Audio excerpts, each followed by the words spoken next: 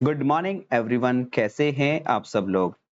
दोस्तों, आज की इस वीडियो में हम top 100 plus most repeated questions जो विलियम शेक्सपियर के हैं वो यहाँ पे मैं करा रहा हूँ। दोस्तों, ये किसी न किसी पर्टिकुलर बुक के हैं क्वेश्चंस, लेकिन यहाँ पे अभी मैंने इसको स्टार्ट कर रहा हूँ और इसमें देखेंगे कि 20 क्वेश्चंस मैंने टाइप करे हैं। 20 क्वेश्चंस में कम कम से कम बताऊंगा, मैं ज़्यादा नहीं बताऊंगा, 100 प्लस क्वेश्चन एक्स्ट्रा बता दूंगा। इतना डिटेल, यानी कि 20 क्वेश्चंस मैंने अभी टाइप किए हैं, ज़्यादा नहीं किए हैं। तो 20 क्वेश्चंस में मैं 100 प्लस क्वेश्चंस एक्स्ट्रा बताऊंगा आपको। अब ये लगाइए कि जब ये 100 क्वेश्चंस की पूरी सीरीज होगी कंप्लीट, तो आप खुद आइडिया लगा लेंगे कि आपका कंप्लीट मतलब 90% के आसपास में शेक्सपियर कंप्लीट हो चुका होगा। ठीक है, तो अगर चैनल पर नए हैं तो प्लीज वीडियो को स्किप ना कीजिएगा, एक बार जरूर डेमो देखें 10-5 मिनट का वीडियो, क्योंकि आपको पता चल जाएगा कि हम किस लेवल पर तैयारी कर रहे हैं। ठीक है दोस्तों, चलिए स्टार्ट करते हैं। पहले मैं एक बार पेन ले लेता हूं अपना, और चलिए। तो दोस्तों, सबसे पहला क्वेश्चन आपके सामने ये है, मैं इसको इरेज कर देता हूं। आराम से पढ़ेंगे, जल्दी किसी बात की नहीं है। आप इसको रिकॉर्डेड फॉर्म में पढ़ेंगे तो आप इसकी स्पीड 2 टाइम्स करके अपना सारा शेक्सपियर रिवीजन कर सकते हैं। ठीक है, एक एक क्वेश्चन इंपॉर्टेंट होगा और बहुत अच्छे तरीके से पढ़ेंगे, बिल्कुल बकवास नहीं करेंगे फालतू की, बिल्कुल पॉइंट टू पॉइंट पढ़ेंगे। ठीक है दोस्तों, अभी स्टार्टिंग में इंट्रो चल रहा है, बस इतना। चलिए अब देख लेते हैं क्वेश्चन। देखिए, William Shakespeare was born in, इनका जन्म कब हुआ, क्वेश्चन ये पूछा गया है। तो इनका जन्म दोस्तों 1564 में हुआ था। ठीक है, और 1616 में इनकी डेथ हुई थी। लेकिन इतना पूछने से काम नहीं चलेगा, मुझे कंप्लीट समझाना। देखिए, एक तो सबसे पहला क्वेश्चन इनका ये बनेगा कि इनकी कंप्लीट डेट पूछी जाएगी। तो कंप्लीट डेट इनकी 23 अप्रैल, बस ये पॉइंट लिखाऊंगा ना, इसको अच्छे तरीके से समझना है। 23 अप्रैल 1564 में इनका जन्म हुआ था, स्ट्रैटफोर्ड अपॉन एवन में। स्ट्रैटफोर्ड अपॉन एवन में। ठीक है भी दोस्तों, देखिए यहाँ पे प्रीपोजिशन अपॉन है तो अपॉन पे ही जाना है आपको। अगर चॉइस मिल जाएगी यहाँ पे, ये सारा सेम मिलेगा, स्ट्रैटफोर्ड या एवन, और यहाँ पे अपॉन मिल जाए, ऑन मिल जाए या टू मिल जाए, कुछ भी मिल जाए, आपको इस वाले पे जाना है। ये क्वेश्चन पूछा गया है इसलिए आपको बताया जा रहा है। यहाँ पर जो एवन है ये एक रिवर का नाम है, ये क्वेश्चन भी पूछा गया है, पूछ लिया जाए कि ये एवन क्या है, एक रिवर का नाम है। तो इनका जो जन्म हुआ है 23 अप्रैल 1564 स्ट्रैटफोर्ड अपॉन एवन में हुआ है, और ये काउंटी है बारविकशायर। बारविकशायर, यहाँ पे इनका जन्म हुआ है दोस्तों। ठीक है, इस बात का आपको ध्यान रखना है। अब देखिए, इनको 23 यानी कि 23 अप्रैल में जैसे इनको जन्म हुआ है, और इनको 26 अप्रैल में, यानी कि 26 अप्रैल में, ठीक है, 1564 में ही बैप्टाइज किया गया था एक चर्च से। उस चर्च का नाम पूछा जाता है, ये डेट पूछी जाएगी कि बैप्टाइज इनको कब किया गया था। तो आपका आंसर हो जाएगा 26 अप्रैल 1564 में। और कौन सी चर्च से किया गया था, वो चर्च का नाम आपसे पूछा जाता है, तो उस चर्च का नाम है Holi Trinity church. Holi Trinity Trinity church. सबसे पहली बात आपको ये ध्यान रखना है, देखिए जब इनका जो जन्म हुआ था, तो ये होली ट्रिनिटी चर्च जो है, इसका नाम याद कर लेना है आपको। यहाँ से इनको बैप्टाइज किया गया था, यहीं से इनकी डेट का पता चला था कि ये कब जन्म हुआ था इनका। जब इनकी 1616 में डेथ होती है, तो इनको बरीड किया जाता है, दफन किया जाता है, वो भी होली ट्रिनिटी चर्च में ही किया जाता है। सबसे ज्यादा इंपॉर्टेंट क्वेश्चन ये है कि 23 अप्रैल में ही 1564 में इनका जन्म हुआ दोस्तों, और 23 अप्रैल अप्रैल 1616 में ही इनकी डेथ हुई। देखिए, डेट सेम, मंथ भी सेम, तो इसलिए विलियम शेक्सपियर की कंप्लीट डेट आपको याद कर लेनी है, इनकी डेट ऑफ बर्थ और इनकी डेट ऑफ बर्थ। ठीक है, दोनों अच्छी तरीके से याद कर लेनी है। एक एक पॉइंट आपका ये हो गया इंपॉर्टेंट। ठीक है, आपको ये ध्यान रखना है। और देखिए, ये जो स्ट्रैटफोर्ड है ना, ये जो स्ट्रैटफोर्ड है, ये दोस्तों एक जगह का नाम है। स्ट्रैटफोर्ड, स्ट्रैटफोर्ड, एक एक पॉइंट समझना है। स्ट्रैटफोर्ड एक जगह का नाम है, जो ये एक विलेज है, मतलब ऐसे कर लीजिए एक विलेज है वहां, यह ये एक विलेज है। ये 3 साइड से घिरा हुआ है। 3 साइड्स वो पूछी जाती हैं कौन कौन सी हैं, तो एक तो ये फॉरेस्ट ऑफ आर्डन से घिरा हुआ है, forest of Ardern, forest of Ardern से घिरा हुआ है। नंबर 2, नंबर 2 लिखना है आपको।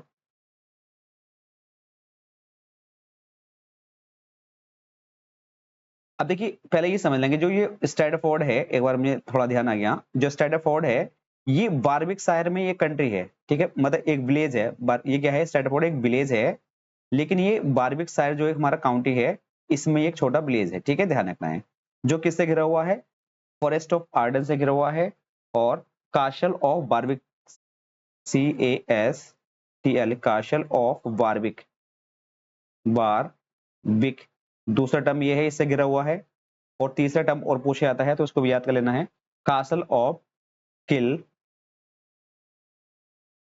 Castle of kill Coleman, Coleman, ये इन थ्री साइड से घिरा हुआ है, क्या, स्ट्रैटफोर्ड, ठीक है, ध्यान रखना। और ये क्या है, एक विलेज है, कहां पर है ये, वारविकशायर में है। ये क्वेश्चन एक बार रिकॉल करा देता हूं मैं, आपको ध्यान रखना है। देखिए विलियम शेक्सपियर का जन्म कब हुआ था, 1564 में हुआ, 1616 में इनकी डेथ हुई, लेकिन कंप्लीट डेट पूछी जाती है तो 23 अप्रैल 1564 में इनका जन्म हुआ। मैं एक बार पेन लेकर समझा देता हूँ दूसरा अलग। देखिए 23 अप्रैल 1564 में इनका जन्म हुआ, और 23 अप्रैल 1616 में इनकी डेथ हो गई थी। लेकिन 26 अप्रैल 1564 में इनका क्या हुआ, बैप्टाइज किया गया था।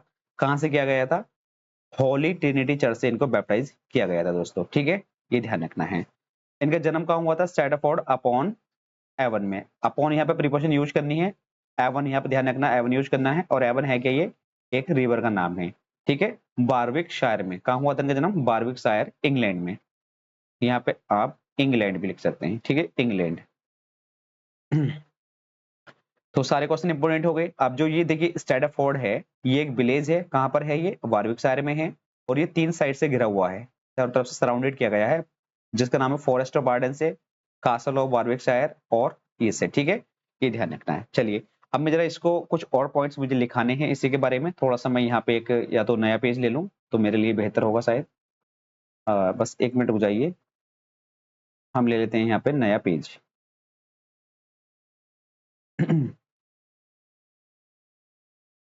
यहाँ पे मैंने नया पेज लिया है दोस्तों, कुछ इंपॉर्टेंट पॉइंट्स और बताने हैं इसी के बारे में, इसलिए देखिए ये थर्ड चाइल्ड थे, ये क्या थे, विलियम शेक्सपियर थर्ड चाइल्ड थे, ठीक है, ध्यान रखना है। किसके, इनके पिता का नाम था जॉन शेक्सपियर, जॉन शेक्सपियर, जो एक ग्लोवर थे। इनका बिजनेस पूछा जाता है, क्या था ये, एक ग्लोवर थे, ठीक है, ध्यान रखना है। और इनका जो मदर थी, इनकी इनकी मदर का नाम था मैरी आर्डन, मैरी आर्डन। आप 2 टाइम्स स्पीड करके ही देखिएगा, ठीक है, क्योंकि मैं लिखने में टाइम लगता है इसलिए बता रहा हूँ, ठीक है दोस्तों, ये ध्यान रखना है। उसके बाद देखिए नेक्स्ट इंपोर्टेंट पॉइंट्स आपका ये बनेगा कि ये केवल 7 वर्ष के थे, केवल 7 वर्ष के थे, तो इनको ग्रामर स्कूल में इनमें एडमिशन दिला दिया गया था, grammar school at Stratford, at Stratford में इनको एडमिशन दिला दिया गया था, ठीक है, पढ़ने के लिए भेजा गया था ग्रामर स्कूल में, जहां पर इन्होंने जाके small Latin and less Greek, less Greek सीखी, ठीक है दोस्तों। ये कमेंट किया था इन्होंने, बेन जॉनसन इनके साथी रहे हैं, कंटेम्प्रेरी रहे हैं बेन जॉनसन ने। ये पूछा है कि ये कमेंट किसने किया था इन पे, बेन जॉनसन, ठीक है। इन्होंने, बेन जॉनसन ने स्वीट स्वैन ऑफ एवन भी कहा इनको, स्वीट स्वैन ऑफ एवन, ठीक है भाई, एवन भी इन्होंने कहा बेन जॉनसन ने, ठीक है। ये इंपोर्टेंट पॉइंट्स हैं आपके। कुछ इंपोर्टेंट पॉइंट्स और मैं बता रहा हूं आपको, यहाँ पे लिख लेते हैं दोस्तों। इन्होंने 1582 में, ठीक है, जब ये कितने वर्ष के थे, केवल 18 वर्ष के थे, 1582 में 18 वर्ष की एज थी इनकी। इन्होंने एन हैथवे से, एन हैथवे से शादी कर ली, एन हैथवे से इन्होंने शादी कर ली, ठीक है भी, ध्यान रखना है। जो इनसे, वो केवल कितने ईयर की थी, 26 ईयर की थी। ये एन हैथवे कितने ईयर की थी, 26 की, और ये कितने थे, 18 के। तो आप यहाँ से आइडिया लगा सकते हैं कि ये इनसे 8 साल बड़ी थी, ठीक है। कितनी थी दोस्तों, 8 साल इनसे ये बड़ी थी, ठीक है भी। अब देखिए कुछ इंपोर्टेंट पॉइंट्स और रहा है तो मैं यहाँ पर थोड़ा समझाता हूँ, उसके बाद हम क्वेश्चन भी चलेंगे अपनी, वहां से आराम से प्रैक्टिस करते रहेंगे। तो यहाँ पे देखेंगे, देखिए जब इनकी शादी हो गई तो इनके 3 बच्चे हुए, 3 किड्स हुए इनके, 3 किड्स, 3 के बच्चे हुए। सबसे पहला का नाम पूछा था सुजैना, सुजैना, SANA, सुजैना, ठीक है भाई। और उसके बाद इनके 2 जुड़वा ट्विंस हुए थे, ट्विंस, ट्विंस का अर्थ होता है जुड़वा, ठीक है दोस्तों। ट्विंस में कौन कौन थे? एक तो था इनमें एमनेट, नेट, ठीक है भाई, नेट है, एन है ये, एंड जूडिथ, एक है जूडिथ, ठीक है दोस्तों। ये इनके 3 बच्चे थे।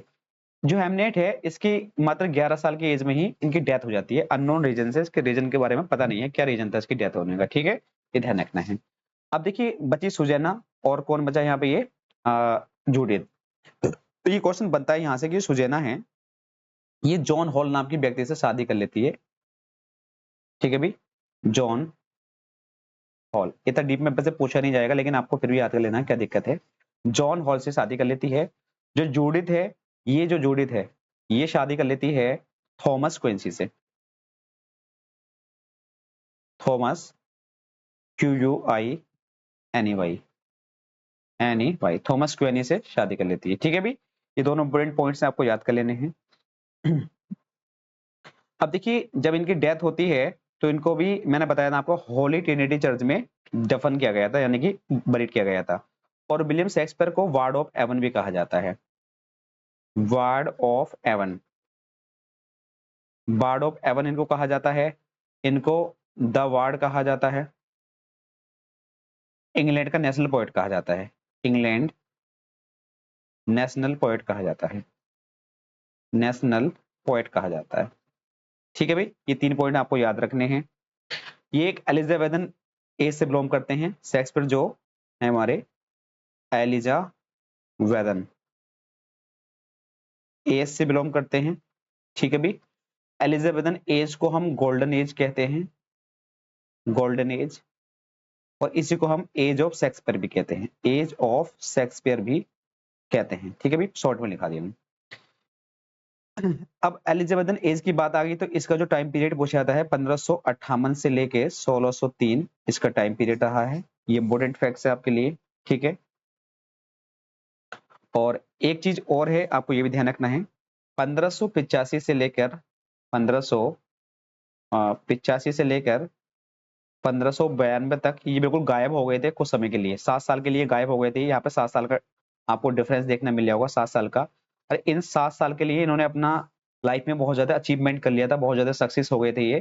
तो इन 7 साल को लॉस्ट ईयर कहा जाता है, इनका क्या कहा जाता है? लॉस्ट ईयर कहा जाता है, ठीक है। लेकिन ये इनकी लाइफ का सक्सेसफुल टाइमिंग था, ये जो टाइमिंग था ना 1585 से लेकर 1592, ये इनके लाइफ का सक्सेसफुल टाइमिंग था, ठीक है, ध्यान रखना है। फिर उन्हें जाके देखिए एक कंपनी को ज्वाइन करा था, कंपनी का नाम पूछा जाता है। तो मैं थोड़ा सा 2 पॉइंट और हैं, उसके बाद हम अपने क्वेश्चनों पे पहुंचेंगे क्योंकि ये इंपॉर्टेंट पॉइंट है इसलिए मैं आपको बता रहा हूं। जैसे एक कंपनी थी हमारी लॉर्ड चैम्बर लेन, लॉर्ड चैम्बर लेन मैन, ठीक है। ये कंपनी थी, इन्होंने ये ज्वाइन करी, कब ज्वाइन करी? 1594 में। दोस्तों ये 1594 में यानी कि 1594 में इनको इसने विलियम शेक्सपियर ने इसको ज्वाइन कर लिया। और बाद में इसका नाम चेंज कर दिया गया, किंग्स मैन के नाम से जाना गया, ये किंग्स मैन। ये कब किया गया इन्होंने चेंज? 1603 में इसका नाम चेंज कर दिया गया था, ठीक है, ध्यान रखना है। अब एक क्वेश्चन ये भी पूछा जाता है, पूछा गया है कई बार इसलिए बताया जा रहा है। 1597 में इन्होंने एक न्यू पैलेस खरीदा था, न्यू प्लेस, न्यू प्लेस खरीदा, ठीक है भाई। और इन्होंने 2 ग्लोब थिएटर की ओपनिंग करी थी, यानी कि एक थिएटर था हमारा the globe theatre, the globe theatre, ठीक है भाई। और एक दूसरा था इनका, पूछा जाता है ये क्वेश्चन, ब्लैक फ्राइड्स थिएटर, ठीक है। ये 2 थिएटर के इन्होंने ओपनिंग करी थी, तो इस चीज का आपको ध्यान रखना है दोस्तों, ठीक है। और 2 पॉइंट्स और लिखा दूं, चलो मैं यहीं सॉरी रात के लगभग 2 बज रहे हैं। तो देखिए इन्होंने 154 सोनेट्स लिखी दोस्तों, ठीक है भाई। 37 प्लेज लिखे इन्होंने और 2 लॉन्ग नरेटिव पोयम लिखी थी इन्होंने, ठीक है, ध्यान रखना है इस चीज का। लेकिन जो 154 सोनेट्स थी, थॉमस थॉर्प नाम के एक व्यक्ति थे, Thomas Thorpe, THORPE, Thomas Thorpe नाम के व्यक्ति थे। इन्होंने 1609 में विलियम शेक्सपियर की सारी सोनेट्स को पब्लिश कराया था, ठीक है, ये ध्यान रखना है। चलिए ये पॉइंट्स कुछ आगे बता दूंगा मैं, अभी फिलहाल हम नेक्स्ट क्वेश्चन पे चलते हैं।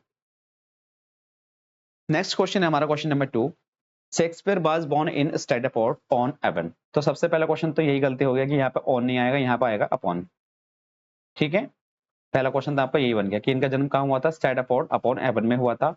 But what is the town in, वो टाउन का नाम क्या था, वारविक शायर था दोस्तों, ठीक है, ये ध्यान रखना है। अब देखिए नेक्स्ट क्वेश्चन देख लेते हैं, काफी डिटेल मैंने बता दिया है तो यहाँ पे इतना नहीं बता रहा मैं अब।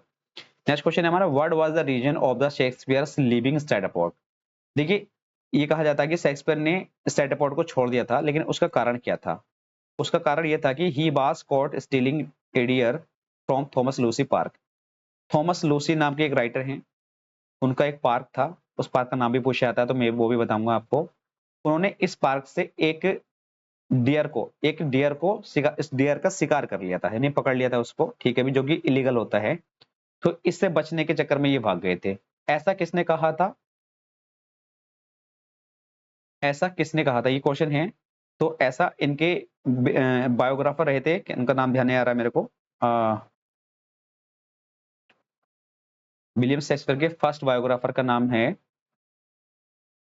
मैं ध्यान नहीं आ रहा, चलो अभी मैं बता दूंगा, नाम याद नहीं आ रहा, तो सब चीज मैं ओरली बता रहा हूँ तो इसलिए थोड़ा याद नहीं आ रहा, ठीक है। तो मैं फिलहाल अभी इतना समझ लेते हैं, लेकिन पार्क का नाम मुझे याद है। अगर पार्क का नाम पूछा जाए आपसे कि भाई कौन सा पार्क था वो जिस पार्क से इन्होंने उसको हंट किया, मतलब शिकार किया था उसका, ठीक है, डियर को जो पहुंच किया था उसका नाम क्या था। तो उस पार्क का नाम आप ये लिख लेंगे यहाँ पे, पार्क नेम था हमारा, अरे किसका था, इसका ओनर कौन था, थॉमस लूसी था यहाँ पे, ये ध्यान रखना है, ठीक है। Charlie cot,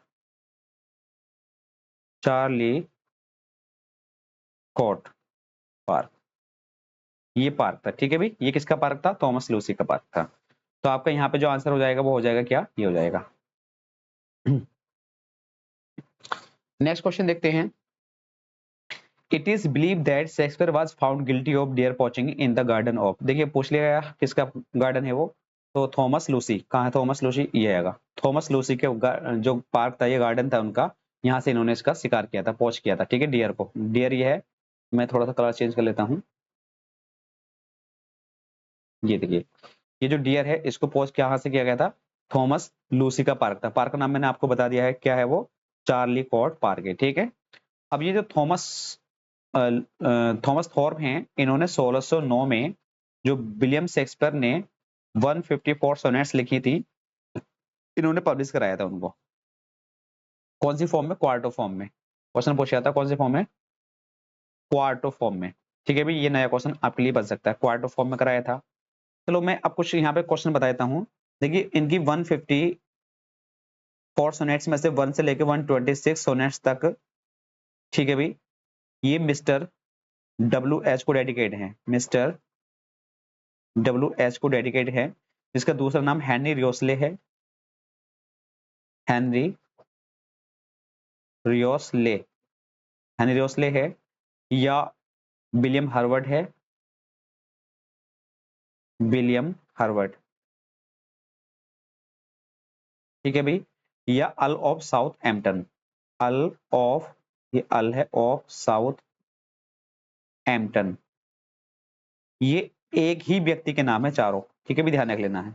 Al of Southampton, William Harvard, Henry Wriothesley, और ये मिस्टर WH, ठीक है, ध्यान रखना है। उसके बाद 127 सोनेट से लेकर 152 सोनेट्स तक, अगर इन्हें आप काउंट करेंगे तो यहाँ पे ये 26 सोनेट्स बैठेंगी। तो ये डेडिकेट की गई थी, मैं यहाँ लिखा रहा हूँ, डार्क लेडी को, डार्क लेडी को, जिसका नाम पूछा था, डार्क लेडी का नाम क्या था, उनका नाम था मैरी फिटन। क्या नाम था दोस्तों, मैरी फिटन, इसको डेडिकेट की गई थी, ठीक है भाई। और उसके बाद 2 सोनेट्स बचती हैं इनकी, यानी कि 153 और 154, ये 2 सोनेट्स बचती हैं इनकी। ठीक है भाई, ये डेडिकेट की गई थी लिटिल लव गॉड को, लिटिल लव गॉड जिसे हम क्यूपिड कहते हैं। ठीक है दोस्तों, ये इनको डेडिकेट की गई थी। अब यहाँ से एक नया क्वेश्चन और कंफ्यूज करने वाला क्वेश्चन ये होगा कि दोस्तों अगर आपको ऑप्शन में कि ये पूछा है कि क्या नाम है इनका, डार्क लेडी को कितनी सोनेट्स डेडिकेट की गई हैं, तो ऑप्शन में अगर आपको 26 मिल जाए और 28 भी मिल जाए तो आपको 26 पे जाना है। अगर 26 नहीं मिले तो तब आपको 28 पे जाना है। अगर दोनों ना मिले तो फिर तो नन मिलेगा। ठीक है भाई, ये ध्यान रखना है। क्यों दोस्तों? क्योंकि यहाँ पे 2 सोनेट्स जो हैं हमारी, वो किसको डेडिकेट की गई हैं? लिटिल लव गॉड को डेडिकेट की गई हैं। क्लियर है? बहुत ज्यादा इंपॉर्टेंट पॉइंट्स हैं, एक एक पॉइंट्स आप याद कर लो। और थोड़ा सा चलो इसी के बारे में मैं कुछ पॉइंट्स और बता देता हूँ यहाँ पे, जैसे कि चलो मैं बता ही देता हूँ, जब हम पढ़ रहे हैं शेक्सपियर को तो आपके लिए काम आएंगे एक नया पेज लेकर। देखिए दोस्तों, जैसे इन्होंने 154 सोनेट्स लिखी, ये किस किस को डेडिकेट की गई है मैंने पीछे बता दिया है। इन्होंने 37 प्लेज लिखे थे, 37 प्लेज लिखे थे, उसमें से 36 थे जो उनके फर्स्ट फोलियो में पब्लिश कराए गए थे, फर्स्ट फोलियो में पब्लिश कराए गए थे। फर्स्ट फोलियो आया था 1623 में। ठीक है भी, ध्यान रखना है। एक प्ले था जो उनमें एडिट नहीं किया गया था, यानी 36 कराए गए थे, 37 टोटल थे, तो वो कौन सा प्ले था जो फर्स्ट फोलियो में पब्लिश नहीं हुआ था? तो वो था हमारा पेरिकल्स, पेरिकल्स जिसे हम प्रिंस ऑफ टायर कहते हैं। इसका टाइटल है प्रिंस ऑफ टायर। यार इतना गर्मी हो रहा है ना, पसीना रुक नहीं रहा, सही बता रहे हैं। लेकिन नींद भी नहीं आती ना, लगभग 2:30 बज रहे हैं समथिंग। तो देखिए प्रिंस ऑफ टायर हो गया, तो ये एक प्ले था पेरिकल्स जिसे हम टाइटल है इसका प्रिंस ऑफ टायर, ये इसमें फर्स्ट फोलियो में एडिट नहीं किया था इनका दोस्तों। ठीक है दोस्तों, अब देखिए इनके फोर्थ फोलियो आए थे, पहला फोलियो तो यही आया था, लेकिन पूछा जाए कि सेकंड फोलियो कब आया था, तो वो आया था हमारा 1632 में। थर्ड फोलियो पूछा जाए आपसे कब आया था, तो वो आया था दोस्तों 1663 में। और इनका फोर्थ फोलियो पूछा जाए कब आया था, तो वो आया था 1685 यानी 1685 में। ये फोर्थ फोलियो इनके आए थे, तो ये सारे याद कर लेने हैं आपको, इंपोर्टेंट है दोस्तों। ठीक है, चलिए नेक्स्ट क्वेश्चन है, between what time periods did William Shakespeare begin a successful career in London as an actor? तो वो टाइमिंग पीरियड क्या था उनका जब वो 7 साल के लिए गायब हो गए थे? तो यही टाइम पीरियड था वो 1585 से लेकर 1592 तक का जो टाइम पीरियड था, यानी कि ये जो 7 साल का जो गैप था यहाँ पर, इसमें बिल्कुल ये लुप्त हो गए थे, गायब हो गए थे। और इसमें इन्होंने इतनी मेहनत करी जम के कि अपने लाइफ के बहुत ज्यादा सक्सेसफुल या अचीवमेंट इन्होंने प्राप्त कर लिया। ठीक है, अपने लाइफ में बहुत ज्यादा इन्होंने सक्सेसफुल हो गए थे ये। तो ये 7 साल को लॉस्ट ईयर कहा जाता है, इनका क्या कहा जाता है? लॉस्ट ईयर कहा जाता है। ठीक है दोस्तों, ध्यान रखना, बहुत ज्यादा इंपॉर्टेंट है। नेक्स्ट क्वेश्चन देख लेते हैं अब हम। नेक्स्ट क्वेश्चन है दोस्तों, रीचिंग लंदन इन 1857 शेक्सपियर ज्वाइंड। देखिए सबसे पहली बात तो ये जब लंदन में पहुंच गए थे तो इन्होंने 1587 में, डेट ध्यान रखना है, 1587 में शेक्सपियर ने बर्बीज, यहाँ पर कैपिटल बी होना चाहिए था, बर्बीज कंपनी ऑफ एक्टर्स को ज्वाइन किया था। पहला इंपॉर्टेंट पॉइंट्स बन गया आपका, तो ये तो इसका आंसर हो गया। लेकिन देखिए यहाँ पे ऑप्शन में यूनिवर्सिटी विट्स आ गया है, तो इसके बारे में कुछ पॉइंट्स मैं आपको बता देता हूँ। यूनिवर्सिटी विट्स क्या है दोस्तों? इसको कॉइन किया था एक राइटर थे जिसका नाम क्या था, यूनिवर्सिटी बिट्स का नाम था, मुझे ध्यान नहीं आ रहा। चलो फिलहाल मैं आप दूसरा बताता हूँ आपको पहले। 7 मेंबर्स इसमें टोटल थे। उन 7 मेंबर्स के नाम मैं यहाँ पर नहीं लिखा रहा हूँ क्योंकि लिखाने में टाइम लग जाएगा। तो 7 मेंबर्स टोटल थे, उससे क्वेश्चन बहुत ज्यादा बनते हैं, तो आपको ये ध्यान रख लेना। ठीक है, तो इसलिए बताया जा रहा है कि यह बहुत ज्यादा इंपॉर्टेंट है और क्वेश्चन यहाँ से ज्यादातर बनते हैं। मैं एक बार देख लेता हूँ। 7 मेंबर्स थे और इसको जो कॉइन किया था, GORG, जॉर्ज सेंट्सबरी, सेंट्सबरी नाम के एक राइटर थे। इस टर्म को, ये देखिए जो हमारी यूनिवर्सिटी विट्स है, इस टर्म को जॉर्ज सेंट्सबरी ने कॉइन किया था। इसमें टोटल 7 मेंबर्स थे। ठीक है भाई, और ये 7 मेंबर्स आपको यूट्यूब से सर्च, यूट्यूब से कह रहा हूँ, मतलब सर्च कर लेना, उससे क्वेश्चन बनते हैं बहुत ज्यादा।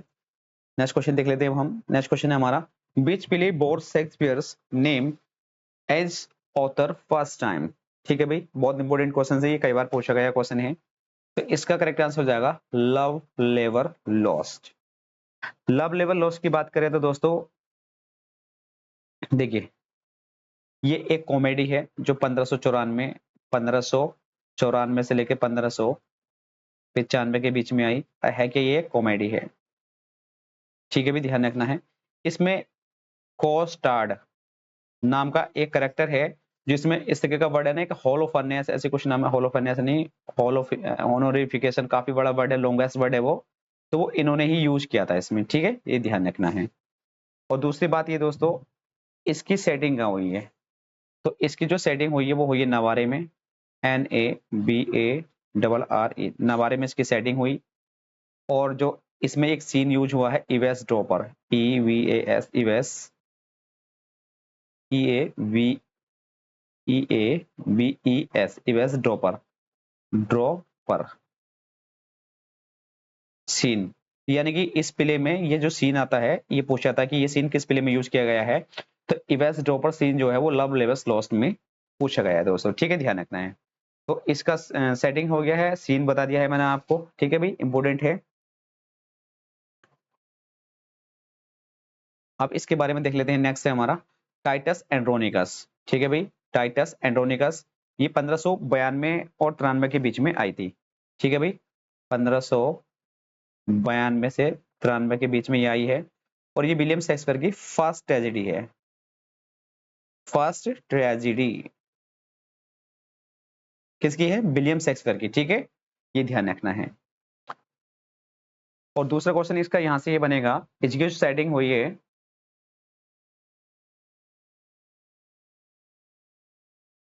एक मिनट रुक जाए जरा। चलिए देखिए, एक चीज मैं यहाँ पे बताना चाह रहा था, फिलहाल मैं बता दूं, इसकी शेडिंग देख लेंगे अभी, मेरे ध्यान नहीं आ रहा है, लेकिन मैं ये समझाना चाह रहा था, क्वेश्चन मेरे माइंड पर अभी क्लिक हुआ था। हाँ, विलियम शेक्सपियर की जो फर्स्ट ट्रेजेडी है वो टाइटस एंड्रोनिकस है। लेकिन टोटल ये पूछा है कि इंग्लिश में फर्स्ट ट्रेजेडी कौन सी है जो लिखी गई है, फर्स्ट इंग्लिश ट्रेजेडी। अगर ये क्वेश्चन पूछा जाए फर्स्ट इंग्लिश इंग्लिश ट्रेजेडी क्या है, ठीक है भी, कौन सी है, तो वह है गौरवोडक, गौर वो डक। ठीक है, जो 1561 में आई थी। ठीक है, जिसका टाइटल फोरेक्स एंड फोरेक्स है। फोरेक्स मान लो, फोरेक्स एंड फोरेक्स, आगे पीछे हो सकता है, ये फोरेक्स पहले हो सकता है। ठीक है, ध्यान रखना, ये इसका टाइटल है। और ये ब्लैंक वर्स में लिखी गई थी। किस में लिखी गई थी दोस्तों, ब्लैंक वर्स में लिखी गई थी। कौन सी, ये गोरबोटक। ठीक है, क्वेश्चन ये पूछा है विलियम शेक्सपियर की फर्स्ट ट्रेजेडी कौन सी है, तो आपका आंसर हो जाएगा टाइटस एंड्रोनिकस है। लेकिन टोटल ये पूछा है कि फर्स्ट इंग्लिश ट्रेजेडी कौन सी है, किसी राइटर का नाम ना लिया जाए, तो वो है हमारी गोरबोटक। ठीक है भाई, और इसका टाइटल क्या है, फोरेक्स एंड फोरेक्स। ठीक है भाई, ये ब्लैंक वर्स में लिखी गई है, तो ये ध्यान रखना है, इंपॉर्टेंट फैक्ट है इसका। तो मैं थोड़ा सा इसको इरेज करा दूं, क्योंकि मुझे अभी यहाँ पर भी बहुत सारे पॉइंट्स लिखाने हैं दोस्तों। अभी यहाँ पे मुझे बहुत सारे पॉइंट्स लिखाने हैं, तो इसलिए मैं इसको थोड़ा सा यहाँ पे इरेज कर रहा हूँ।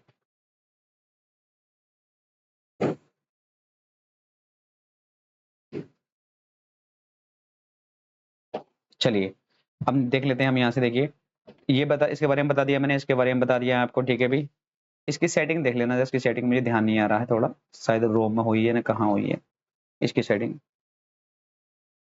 अब देखिए, मर्चेंट ऑफ वेनिस है, ये 1594 से लेकर 1595 या 96 का टाइम देखने के लिए मिल सकता है आपको देखने। ठीक है भाई, ध्यान रखना है। तो सबसे पहली बात तो ध्यान रखना है, 1596 के आसपास टाइम, 1595 96 मिल जाएगा, 94 खत्म कर दो, ये टाइम देखने के लिए मिल जाएगा। ये एक अपने आप में कॉमेडी है, ऑप्शन में कॉमेडी, और उसके बाद देखिए ये अपने आप में ट्रेजी कॉमेडी भी है। वैसे इसको देखिए, अगर ऑप्शन में ट्रेजी कॉमेडी और कॉमेडी मिले तो आपको ट्रेजी कॉमेडी पे जाना है। ठीक है, ध्यान रखना, ट्रेजी कॉमेडी इसका बेस्ट आंसर है। ये बहुत बार एग्जाम में पूछा गया, इसलिए मैं आपको बता रहा हूँ। देखिए, दो चीजें मैं आपको यहाँ बताना चाहूंगा। सबसे पहली बात तो एक ट्रेजेडी डेफिनेशन पूछी जाती है इसकी, कॉमेडी और ट्रेजी कॉमेडी, ट्रेजी कॉमेडी की डेफिनेशन पूछी जाती है। देखिए दोस्तों, ट्रेजेडी होती क्या है, ओरली समझ लेंगे।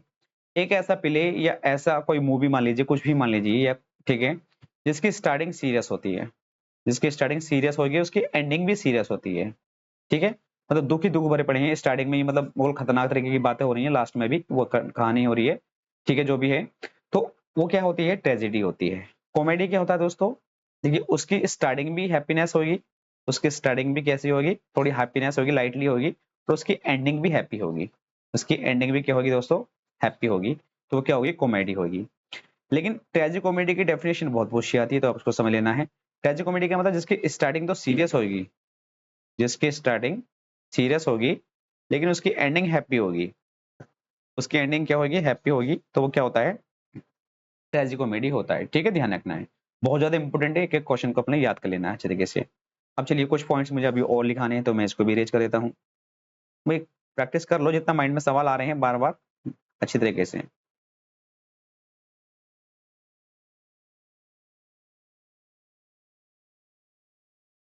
मैं इसको रेज कर रहा हूँ, थोड़ा पेशेंस रखें। देखिए एक क्वेश्चन इंपॉर्टेंट है, बहुत इंपॉर्टेंट फैक्ट्स मैं आपको बता रहा हूँ, ये रिवीजन के तौर पे बहुत ज्यादा इंपॉर्टेंट हो जाएगी आपके लिए वीडियो। तो अब मैं यहाँ पे ये चीज समझाना चाह रहा था, तो इसकी जो सेटिंग हुई है, Venice and Belmont, Belmont, Venice and Belmont में इसकी सेटिंग हुई है। और जो इसका सोर्स है, क्रिस्टोफर मार्लो का एक वर्क है, इसका जो सोर्स है दोस्तों, क्रिस्टोफर मार्लो, शॉर्ट में लिख रहा हूँ, मार्लो लिख रहा हूँ, पहले पूरा नाम इसका क्रिस्टोफर मार्लो है। मार्लो का जियो ऑफ माल्टा, जियो ऑफ माल्टा, ठीक है भाई। क्रिस्टोफर जियो ऑफ माल्टा, जो ये क्रिस्टोफर मार्लो का एक सोर्स है, मतलब वो मर्चेंट ऑफ वेनिस का एक सोर्स है। किसका वर्क है ये, मार्लो का वर्क है, जियो ऑफ माल्टा, ठीक है, ये इसका सोर्स बना है।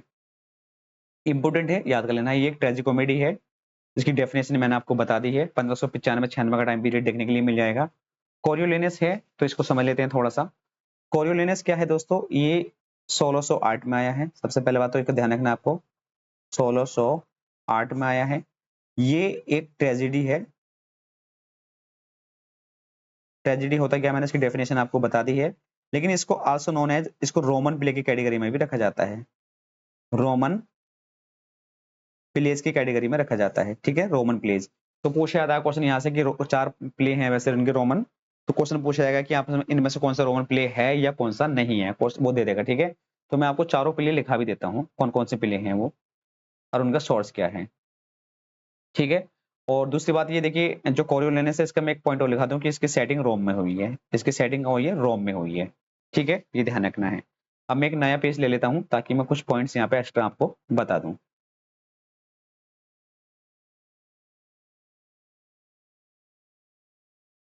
देखिए 4 रोमन प्लेज लिखे थे विलियम शेक्सपियर ने, रोमन प्लेज कितने लिखे थे, 4 लिखे थे।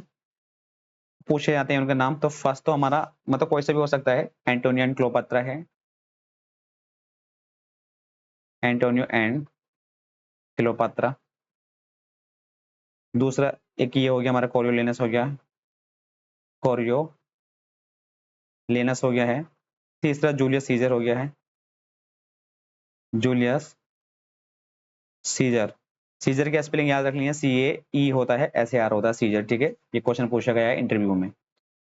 चौथा टाइटस एंड्रोनिकस है, टाइटस एंड्रोनिकस, एक बार इसको देख लेना, कभी मुझे थोड़ा ध्यान नहीं आ रहा हो, टाइटस एंड्रोनिकस में डाउट है, ये तीनों पक्के हैं, ठीक है भाई।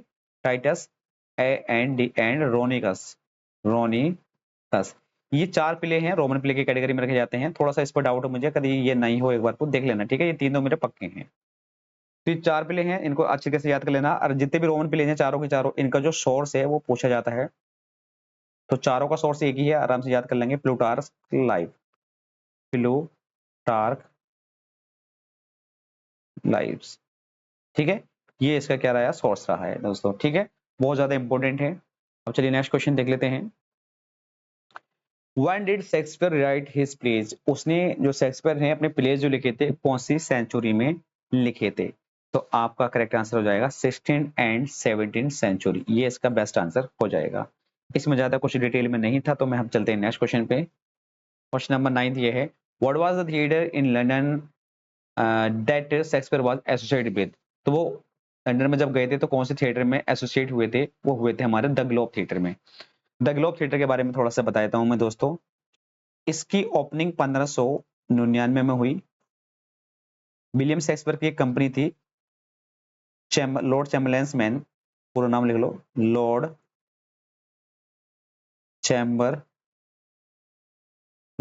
मैन, ठीक है, जिसको हम, ये कब आई थी, 1594 में आई थी, ठीक है भाई। इसको बाद में 1603 में इसका नाम चेंज कर दिया गया था, मैंने आपको बताया, किंग्स मैन के नाम से चेंज कर दिया गया था, मैन किंग्स मैन के नाम से चेंज कर दिया गया था। 1599 में जब इसकी ओपनिंग हुई इस कंपनी के द्वारा, ठीक है भाई, तो उसमें सबसे पहला जो प्ले था, फर्स्ट प्ले जो परफॉर्म किया गया था, उसका नाम था जूलियस सीजर, जूलियस सीजर, ठीक है भाई, ध्यान रखना, ये क्वेश्चन पूछा जाता है, बहुत ज्यादा इंपोर्टेंट है। 1599 में इसकी ओपनिंग हुई ग्लोब थिएटर की। सबसे पहला जो प्ले इसमें परफॉर्म किया जूलियस सीजर किया गया था, ठीक है भाई। फिर इसमें 1613 में दोस्तों आग लग गई। 1613 में क्या हो गया, इसमें आग लग गई, जल गया ये। जब ये जला तो इसमें एक प्ले परफॉर्म किया जा रहा था, उसका नाम था हेनरी एट, हेनरी एट, ठीक है भाई। हेनरी एट की डेट पूछी है तो कौन सी हो गई, 1613 ही हो गई, क्योंकि उस टाइम ही परफॉर्म किया जा रहा था ये। इसका टाइटल पूछा जाता है तो all is true, all is true, ये इसका टाइटल है। फिर 1614 में, यानी कि अगले साल ही, 1614 में अगले साल ही इसको रिवल्ट कर लिया गया, मतलब अगले साल ही इसको बना दिया गया, ठीक है। लेकिन ये 1642 से लेकर, 1614 से लेकर 1642 तक चला, लेकिन 1642 में due to English civil war start हो गए थे, तो इसको फिर क्लोज कर दिया गया था। 1642 में इसमें फिर इसको क्लोज कर दिया गया था, यहाँ पे क्लोज लिख लेंगे, ये क्वेश्चन पूछा गया है इसलिए बताया जा रहा है। 1642 में इसको क्लोज कर दिया गया। फिर इसकी ओपनिंग होती है 1660 में, 1660 में इसको रीओपन किया गया, री ओपन कर दिया गया था दोस्तों। अब 1660 की बात आ गई तो उस टाइम इसमें रेस्टोरेशन ए चल रही थी, रेस्टोरेशन एज, यानी कि ये टाइम पीरियड चल रहा था, 1660 के आसपास ही आया था ना, ठीक है। तो ये ध्यान रखना है, तो यहाँ से इंपोर्टेंट पॉइंट्स बन गए आपके ग्लोब थिएटर्स के, तो आपको अच्छे तरीके से पढ़ लेना है।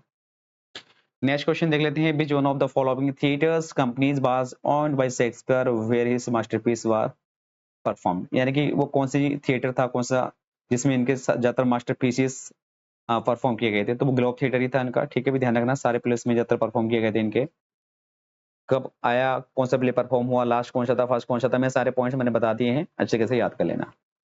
What was the first name of the playing company, Kingsman, Kingsman देखिए नेम जो है ये बाद में रखा गया था, कहाँ है इसका पेन, ये है, ये 1603 में इसका नाम रखा गया था ये, ठीक है।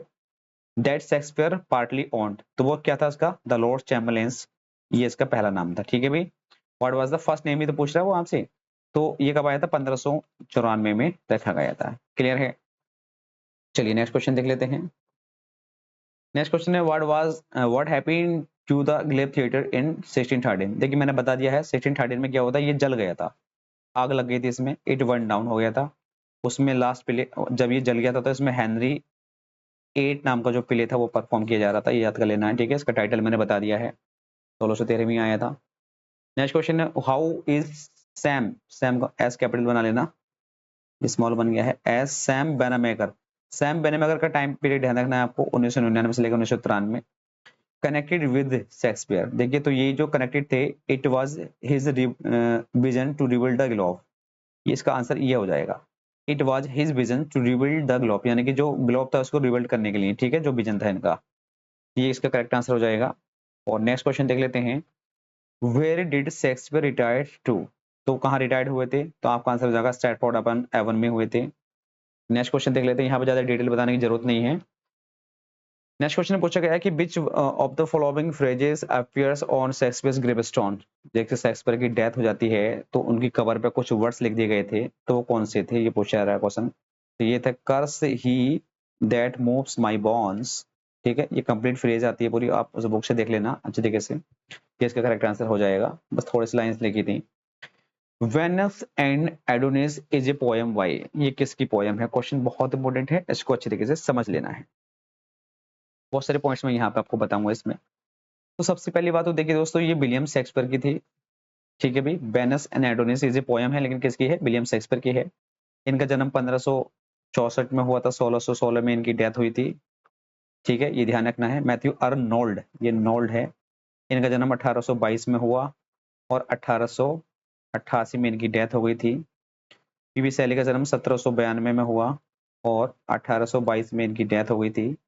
जॉन मिल्टन का जन्म 1608 में हुआ और 1674 में इनकी डेथ हो गई थी। इनका एक इंपोर्टेंट वर्क है पैराडाइज लॉस्ट। पैराडाइज लॉस्ट के बारे में बात करें तो 1667 में आया, तो इसमें 10 बुक्स थी। फिर 1674 में पब्लिश कराया गया था, तो इसमें 12 बुक्स थी। ठीक है, किसमें? पैराडाइज लॉस्ट में। ठीक है भाई, ये ध्यान रखना है। अब देखिए कुछ इंपोर्टेंट पॉइंट्स ये हैं वेनस एंड एडोनिस के बारे में कि ये 6 लाइन स्टैंजा में लिखी हुई है। 6 स्टैंजाज है इसमें। ठीक है भाई, यानी कि 6 स्टैंजा ना 6 लाइंस लिखी हुई। इसमें क्या है, 6 लाइंस हैं एक स्टैंजा में, तो इसमें 199 स्टैंजा हैं और 6 लाइंस हैं एक स्टैंजा में, तो टोटल कितनी होगी? 1194 लाइंस की एक पोयम है। ठीक है, ध्यान रखना है। देखिए एक स्टैंजा में कितनी लाइन है? 6 लाइंस हैं और 199 स्टैंजा हैं, तो इसकी मल्टीप्लाई करेंगे तो 1194 इसमें टोटल कितनी होगी? लाइंस हो गई। क्वेश्चन आपके लिए ये है, बहुत इंपॉर्टेंट है, तो इसकी राइमिंग स्कीम आपको बतानी है जो मुझे याद नहीं आ रही है। ठीक है भाई, नेट पर सर्च करो या कहीं से भी करो, इसकी राइमिंग स्कीम याद जरूर कर लेनी है। दूसरा क्वेश्चन दोस्तों, ये एक नरेटिव पोयम है। वेनस एंड एडोनिस जो है एक नरेटिव पोयम है। क्या है ये? यहाँ पे लिखा रहा हूं मैं, ये नरेटिव पोयम है। ठीक है भाई, ये देखिए एक तो ये है वेनस एंड एडोनिस और एक और द रेप ऑफ द लुक्रीज भी है, दोनों डेडिकेट की गई हैं। मैं चलो ये क्वेश्चन आगे लिखा दूंगा, यहाँ पे तो ज्यादा भीड़ हो जाएगी फिर, क्योंकि आगे क्वेश्चन आएगा इसलिए बता रहा हूँ। नेक्स्ट क्वेश्चन है, देखिए वेयर फ्रॉम दीज फ्रेज ये लिखे गई हैं कि गुड फ्रेंड्स, ये किसकी टॉम पे लिखे हैं? शेक्सपियर की टॉम पे लिखे गए हैं, यानी कि शेक्सपियर की जो हमारी कवर है उस पे लिखे हुए हैं कि good friends for Jesus sake forbear to dig the dust and close here, blessed be the man that spares these stones and cursed be that he moves my bonds। देखिए ये phrase हैं, ये आपको याद कर लेना है कि ये शेक्सपियर की जो टॉम है कवर है उस पर लिखे हुए ये वर्ड्स हैं। ये कह रहा है कि गुड फ्रेंड्स, कुछ अच्छे साथी जो होते हैं, जो मतलब ऐसा मान लीजिए यहाँ पे ये कहना चाह रहा है कि जो उसकी जो बॉन्ड्स हैं, जो एसिस हैं, ठीक है, अगर वो इनके कोई मूव करता है, इधर से इधर करता है, तो वो उसे कर्ज दे देंगे। लेकिन जो उन्हें बिल्कुल सेम ऐसे रखे रहने देता है, मतलब कोई इधर उधर नहीं करता है, बिल्कुल अच्छी जगह रखी रहती हैं, तो उनके लिए वो क्या करेंगे? ब्लेस करेंगे। ठीक है, क्या करेंगे? उनके लिए ब्लेस करेंगे। लेकिन जो मूव्स करेगा उनकी बॉन्ड्स को, जो उनकी बॉन्ड्स हस्तियां हैं, तो उसको क्या करेंगे? कस्ट करेंगे। ठीक है, ध्यान रखना है। तो ये इंपोर्टेंट पॉइंट्स है, आपको याद कर लेना है। हम नेक्स्ट क्वेश्चन देख लेते हैं 18। अच्छा, इसमें क्या दिया गया है? अच्छा, ये क्वेश्चन है, कुछ इंपोर्टेंट पॉइंट्स है, तो मैं आपको इसके बारे में थोड़ा सा बता देता हूँ। ये जो सिमिलिन है, एक पोयम है इनका, 1610 में आया। ये इंपोर्टेंट पॉइंट्स आपको ध्यान रख लेना है। ये एक ट्रेजेडी है। क्या है दोस्तों? ये एक ट्रेजेडी है। फिर उसकी दूसरी बात करें तो ये आ, चलो फिलहाल मैंने यहाँ लिखा नहीं है। एजुलाइक इट है, ये इनका 1599 से लेके 1600 के बीच में आया, और इसकी जो सेटिंग है वो फॉरेस्ट ऑफ आर्डन में हुई है। EST, forest of Ardern. इसका जो सोर्स है, सोर्स अगर पूछा जाए तो ये है इसका थॉमस लॉज का, थॉमस LOD लॉज का रोजालिंड, रोजालिंड। इस प्ले में एपिलॉग बोला गया है रोजालिंड के द्वारा, एपिलॉग, एपिलॉग बोला गया है रोजालिंड के द्वारा। तो ये क्वेश्चन पूछा जाता है। और देखिए एपिलॉग और प्रोलॉग होता क्या है, मैं बताता हूँ। प्रोलॉग,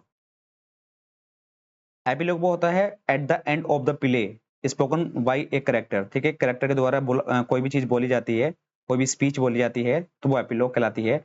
लेकिन at the beginning of the play, ठीक है, a speech spoken by something something sorry any one character, ठीक है भाई, तो उसे हम क्या कहते हैं? प्रोलॉग कहते हैं। किसी भी प्ले के स्टार्टिंग में कोई बात बोलना किसी कैरेक्टर के द्वारा, वो प्रोलॉग कहलाता है। किसी के लास्ट में बोलना वो क्या कहलाता है? एपिलॉग कहलाता है। ये चीज आपको बेहतर समझ में आ गई होंगी। ठीक है भाई, चलिए अब देखिए मच अबाउट नथिंग है यहाँ पे ये, तो ये 1598 में आया। ये आपको पॉइंट याद कर लेना है।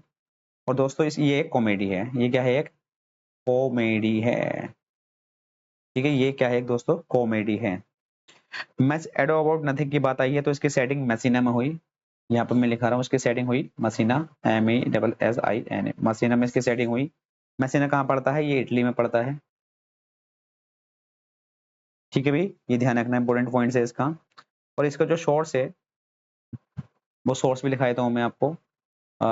मच एडो अबाउट नथिंग का जो सोर्स है वो यहाँ लिखा रहा हूँ, लूडोविको।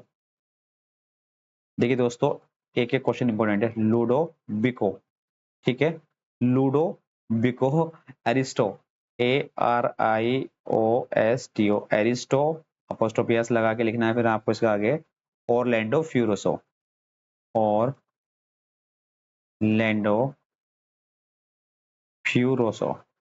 ठीक है भाई, ऐसा है। तो इसी से समझ जाएंगे आप लूडोविको से ही।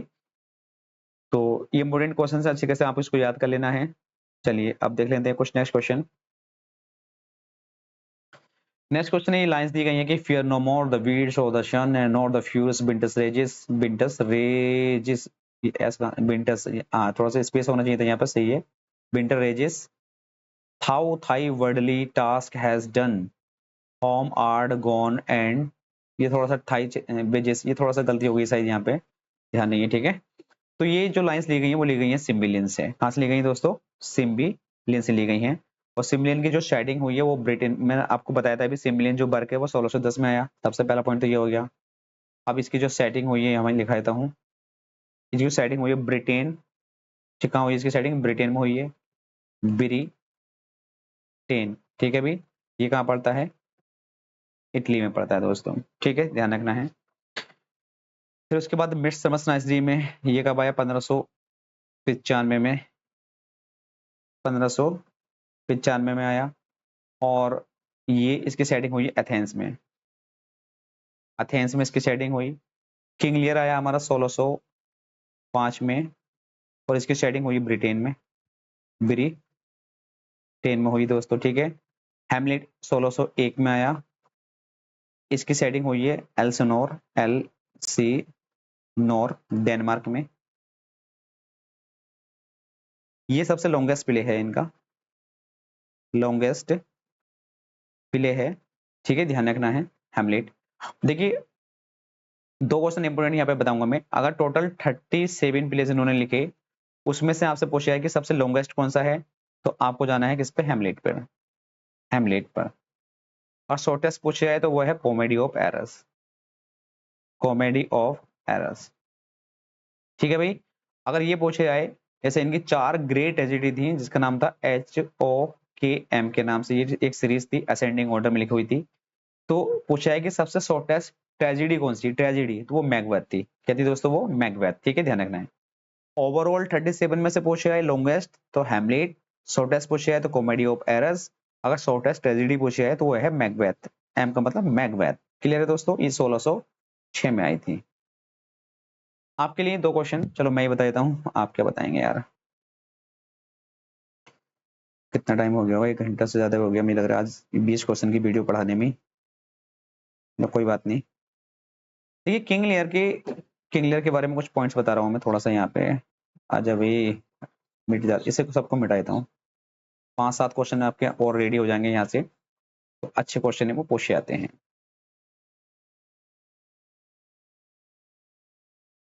ठीक है, इस तरीके से रिकॉल करा करें, अच्छे से आप पढ़ेंगे या पढ़ाना स्टार्ट कर दीजिए, चैनल अपना आप भी ओपन कर लीजिए, अच्छे से पढ़ाएं, पढ़ाने की एबिलिटी है तो। देखिए जैसे किंग लियर है दोस्तों, तो किंग लियर की 3 बेटी थी। सबसे बड़ी का नाम था गोनिल, गोनिल पहली बेटी थी। दूसरी का नाम था रीगन, तीसरी बेटी का नाम था कॉर्डिलिया, कॉर्डिलिया। तीनों क्वेश्चन हो गए आपके। सबसे बड़ी, छोटी और बीच वाली पूछा जा सकता है, तो सबसे बड़ी इनकी गोनिली थी, सबसे उसके बाद बीच वाली मिडिगन थी, और थर्ड नंबर की जो थी ईमानदार। मतलब देखिए ये दोनों बेईमान लड़कियां थी, ठीक है, और ये बिल्कुल ईमानदार थी। जब इसकी स्टोरी समझेंगे जब मजा आएगा, ऐसा तो नहीं। अब देखिए इनके हस्बैंड की, तीनों की शादी कर दी गई इनके द्वारा ही। तो गोनिल का जो हस्बैंड था ड्यूक ऑफ अल्वानी था, ड्यूक ऑफ अल्वानी। और जो रीगन है ड्यूक ऑफ कॉर्नवाल है, ड्यूक ऑफ कॉर्नवाल। ये क्वेश्चन पूछे गए हैं, देखिए ध्यान रखना है इस चीज का। और ये कॉर्डेलिया जो है इनकी किंग ऑफ फ्रांस से इसकी शादी हुई, किंग ऑफ फ्रांस। क्वेश्चन ये पूछा जाएगा कि इसको शादी के लिए रिजेक्ट कर दिया गया था एक राइटर ने जिसका नाम था Duke of burgundy. Duke writer कह रहा हूँ, ड्यूक ऑफ बर्गंडी एक करेक्टर था, ड्यूक ऑफ बर्गंडी। प्लीज कहीं अगर बोलते हुए थोड़ी सी गलती वलती हो जाएगा तो माफ कर देना, लेकिन कोशिश अपनी तरफ से 100% एफर्ट करने का है, ठीक है भाई। तो ये तीनों चीजें आपको याद रखनी है। देखिए किंग लियर एक इंपोर्टेंट करेक्टर है, बहुत बूढ़ा आदमी है, 3 बेटियां हैं इसकी, तीनों को अपने बराबर बराबर प्रॉपर्टी बांट देता है, लेकिन ये गोंडिल और ये थोड़ी चालबाजी करती हैं इसके साथ, धोखाधड़ी करती हैं। और इसी तरीके का इसका भाग्य, मतलब इसकी जो लाइफ है बहुत दुख से कट रही है, तो ये कहानी बहुत खतरनाक सी है। लेकिन इसी का भाग्य जैसा एक व्यक्ति और है जिसका नाम है ग्लोसेस्टर, ग्लोसेस्टर, ठीक है भाई। ये भी एक बूढ़ा व्यक्ति है, इसके 2 बेटे हैं, एक तो एडमंड है, एडमंड, और एक एडगर है, एडगर। ये जो एडगर है इनका लेजिटिमेट सन है, लेजिटिमेट, ये क्वेश्चन पूछा जाता है। और जो एडमंड है ये इनका इलेजिटिमेट, इलेजिटिमेट सन है, ठीक है। देखिए ये जो गोनिल है और रीगन है ना, ये दोनों जनी इस बंदे की तरफ को अट्रैक्ट हो जाती हैं लास्ट में, ठीक है। ध्यान रखना, ये क्वेश्चन भी पूछा जा सकता है आपसे। एडगर नाम का जो करेक्टर है ये पुअर टॉम के नाम से अपने आप को डिस्गाइज कर लेता है, पुअर टॉम। ये क्वेश्चन भी बहुत इंपोर्टेंट है, ठीक है, ध्यान रखना है। तो पुअर टॉम के नाम से अपने आप को डिस्गाइज कर लेता है, तो इसलिए बहुत ज्यादा इंपॉर्टेंट क्वेश्चन है, और ये ईमानदार है, अच्छा व्यक्ति है। तो फिलहाल इतने ही रखते हैं और नेक्स्ट क्वेश्चन देख लेते हैं अब हम। हाँ, Venus and Adonis by Shakespeare was written in the stanza of. जो वेनिस एंड एडोनिस है वो 6 लाइन स्टैंजा में लिखा गया है, 6 लाइन स्टैंजा, ये ऑप्शन नंबर बी हो जाएगा। 6 लाइन स्टैंजा को सेस्टेट कहते हैं, क्या कहते हैं दोस्तों, सेस्टेट कहते हैं। 4 लाइन स्टैंजा को क्वार्टेन कहते हैं, क्वार्टेन। 7 लाइन स्टैंजा को हम राइम रॉयल कहते हैं, राइम रॉयल कहते हैं। तो इसको हम चौसरियन स्टैंजा भी कहते हैं, चौसरियन, CEREAN, चौसरियन स्टैंजा भी कहते हैं, ठीक है भाई, ये ध्यान रखना है, दूसरा नाम है इसका मतलब ये। और 9 लाइन स्टैंजा को स्पेंसरियन स्टैंजा कहते हैं, SPN, स्पेंसरियन स्टैंजा कहते हैं, ठीक है भाई। 9 लाइन स्टैंजा क्या होता है, स्पेंसरियन स्टैंजा होता है। अब देखिए दोस्तों इसकी राइमिंग स्कीम क्या होती है, AB AB BC BCC, ठीक है भाई। और थोड़ा मुझे ध्यान नहीं आ रहा है, एक बार इसको देख लेते हैं यार जरा, मेरे पास कुछ नोट्स हैं, शायद कहीं मैं गलत नहीं लिखा दूं, इसलिए देखना एक बार बेहतर है गलत लिखाने से। राइमिंग स्कीम बहुत पूछी आती है तो इसलिए मैं आपको लिखा रहा हूँ फिलहाल, ठीक है। कहाँ गए भाई विलियम शेक्सपियर जी, ये हैं। तो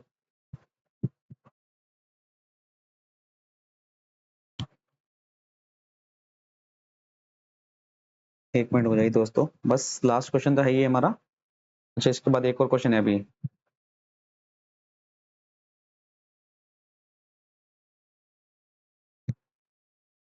हाँ देखिए देख लेते हैं एक बार, AB AB BC BC C, AB AB BC BC C, हाँ ठीक है दोस्तों, राइमिंग्स की ठीक है इनकी।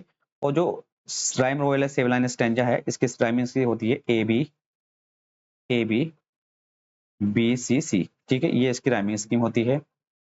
और 6 लाइन स्टैंजा की स्कीम मुझे पता नहीं, फिलहाल इसे देख लेंगे, ठीक है भाई। और दूसरी बात ये दोस्तों, नेक्स्ट क्वेश्चन देख लेते हैं, ज्यादा डिटेल हो जाएगा फिर। To which category the two works of William Shakespeare, Venus and Adonis, यानी कि 2 ये है, एक तो ये है हमारा वेनस एंड एडोनिस है, the rape of the Lucrece है, ये किस कैटेगरी में रखे जाते हैं, तो ये नरेटिव पोएम्स है दोनों विलियम शेक्सपियर की, ठीक है, दोनों ध्यान रखना है।